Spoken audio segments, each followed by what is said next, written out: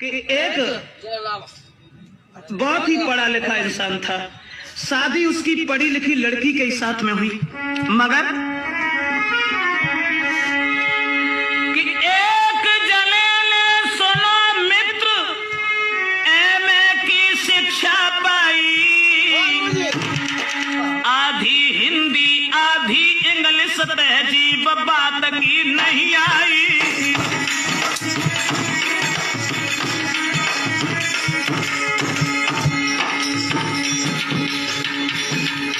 हुआ ये हर साल दई रिश्वत भरी तब पास परीक्षा कर पाई, एमए देख के पढ़ी लिखी सुंदर नारी घर में आई।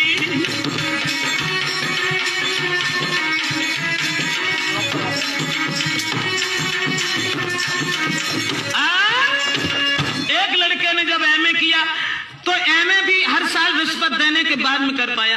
पढ़ा लिखा जान करके उसके साथ में जब विवाह हुआ एक लड़की का, तो वो लड़की बहुत पढ़ी लिखी थी। तो एक दिन वो लड़की अपने पति से कहने लगी, एक दिन पति से नारी बोली, तुम घर से कहीं न जाते हो, दिन रात सुबह और शाम यहाँ घुस घर में ही दिना बिताते हो।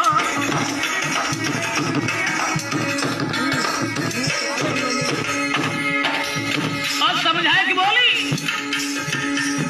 तुम तो एमए पढ़े लिखे सर्विस कर धन नहीं लाते हो, चुनरी लहंगा साड़ी झंपर है जेवरात नहीं लाते हो।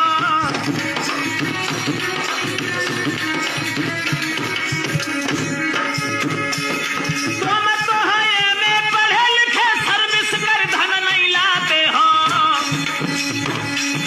चुनरी लहंगा साड़ी झंपर है जेवरात नहीं लाते हो।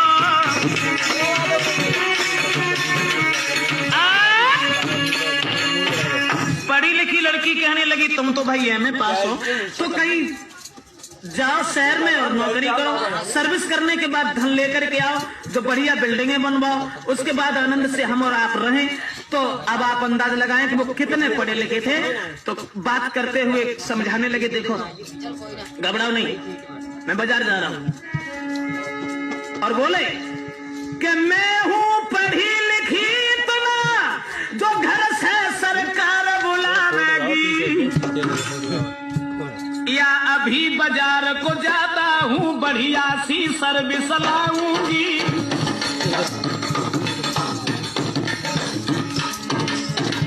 अब लगा अंदाज, कितने पढ़े लिखे थे जो बोलने तक का तहजीब नहीं,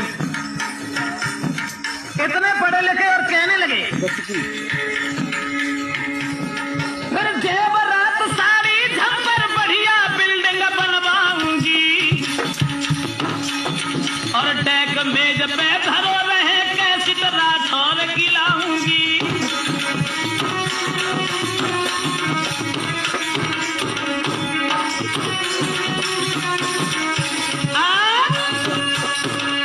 जवाब दिया, ये कौन सी बड़ी बात है?